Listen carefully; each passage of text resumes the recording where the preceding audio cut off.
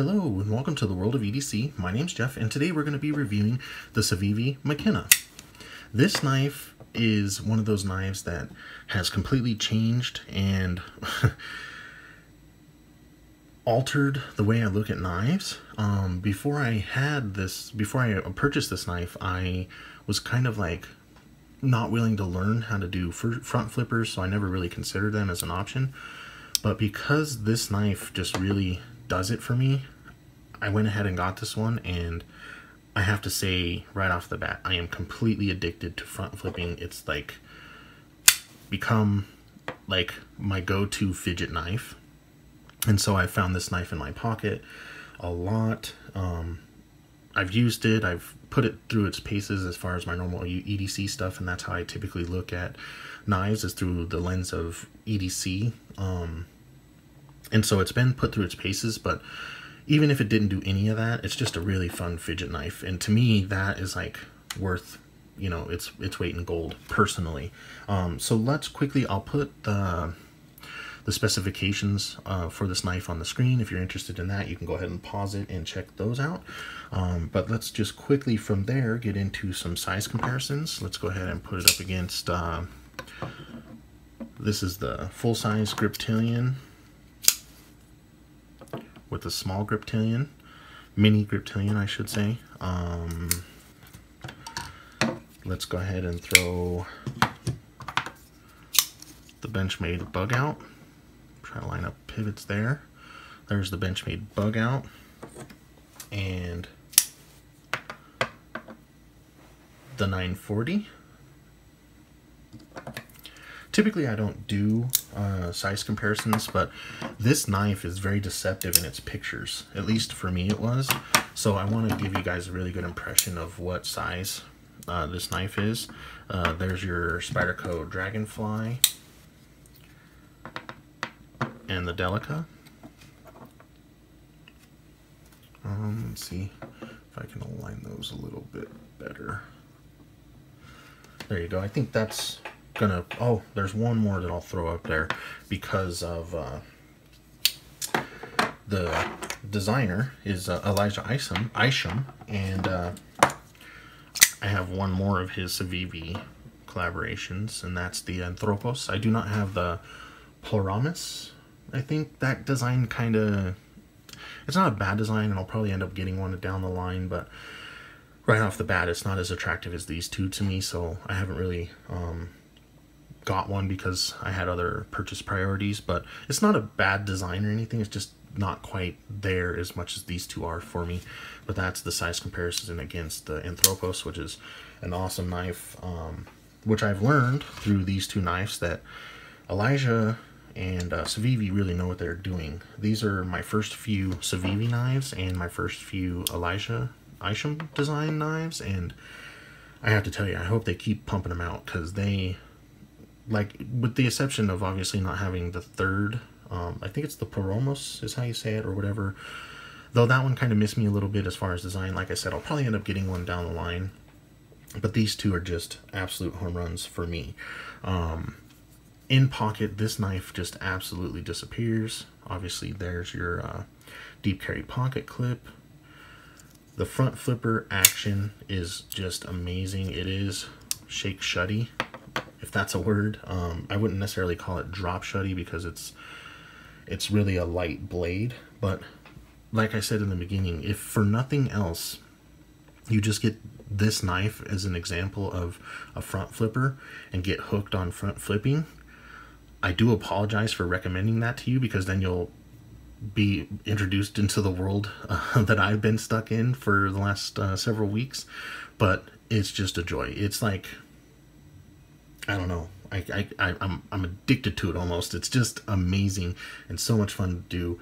And so now this knife has brought me into the realm of wanting other front flippers. So now when I'm shopping, looking at pictures and whatnot online, I always find myself making my way over to the front flipper, and I have a couple of them on my wish list now, but this is like kind of like a gateway drug. So let's get back into reviewing it. If you didn't see my first impressions video, I'll just quickly mention that Elijah Isham did message or comment on a thing on Instagram where I was talking to another person about the McKenna. The name McKenna comes from Dennis and Terrence McKenna, who are mushroom experts. One of them is Terrence McKenna, has since passed away, but they're very interesting guys. And so because I knew of them and whatever else, and then I found out that that's where this name came from, it was like, if I wasn't sold on this knife before that, I was definitely sold on it after that. And so I thought that was really interesting for Elijah to do, and I hope that he keeps that up. He has really interesting designs, really interesting names, and it's just, to me, changed my view of different knives. And now I'm trying to, my collection tastes are evolving. Not necessarily only because of this knife, but because I'm watching more and more content creators on YouTube and whatnot. This world of EDC and world of knives and all that stuff that's involved, my tastes are evolving, and that's something that's like a byproduct of what's been going on the channel that I didn't anticipate. So anyways, I'm getting way off track. I'm very sorry for those of you that want me to just talk about this knife. As far as weight, it's really a small little knife. It doesn't have too much weight on it. I think the specs say that it is 1.89 ounces, I believe, but it'll be on the specs list that I had posted earlier. For those of you that are interested, I apologize if that's not accurate.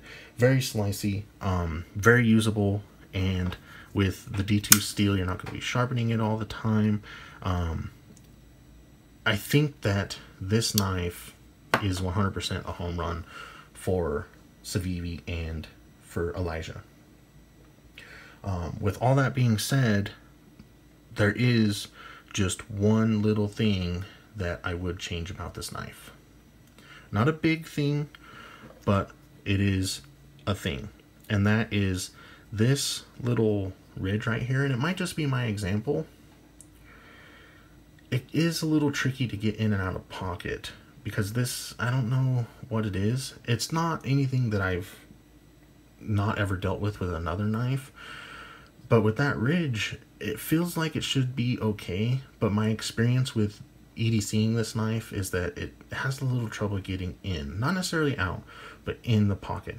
But it's nowhere near as hard as like the bare knuckle out of box, or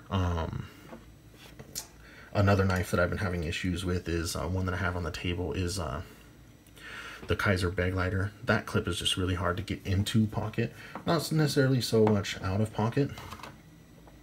And the other thing is that I didn't really necessarily report or think that it was that big of an issue with the Anthropos, because they do have very similar clips, obviously, but I didn't necessarily think that it was a problem on this one, and I think that has to do with this width dimension here. I think that there's more of the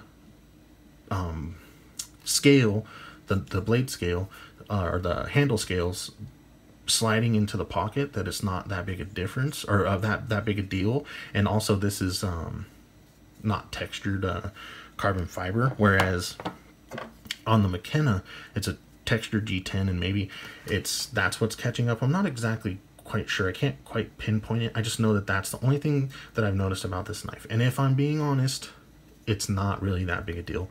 I just wanted to be full transparency because I had to really think hard before recording this video of anything that I found wrong with this knife, and that is one little nitpicky thing. The only other thing that I can think of that I mentioned even in the first impressions is that it's not all that much materials, and you're paying pretty much the same price I paid for this one when it was brand new. And the price on this one has since gone up, so it's not quite the same now, but this is a lot less materials and whatnot, so I would have imagined that the price would have been a little bit less on this one. But with that being said, I have no complaints. I think that for the under $70, the last I checked, for the McKenna, you can't go wrong for that price. And so for me, this is an EDC champion. It's just one of those knives that I think will be in my pocket more often than not moving forward. And so that's my review of this knife, with a bunch of other colorful commentary and different thought paths and whatever else thrown in there. As you guys know, if you've been watching the channel, I don't necessarily do knife reviews like anybody else. I look at them more so through the lens of, do I enjoy it, and is it a good carry? That's what's important to me. Specs and all that other stuff, well, though I do think they're important, they're not as important as you know, the joy and the happiness that I get out of carrying them. And that's what I want to share with you guys. Do I think that you will have a good experience carrying that knife? If you're like me, I think that you will, and that's why I recommend that you definitely get one if you've been thinking about it. If you needed a push or a little bit of momentum to go ahead and get one, I'm hoping that this gives you the momentum, because I really do want to share this knife with anybody that's willing to listen, because it's awesome. With all that being said, thank you for watching. I hope you enjoyed. Please like the video if you did enjoy this video. Please leave a comment down below if you have anything else you'd like to add, or anything else that you've noticed about this knife, or anything else that's on your mind. It all really does help the channel grow and get the video into people's feeds, and that is always greatly appreciated on my end.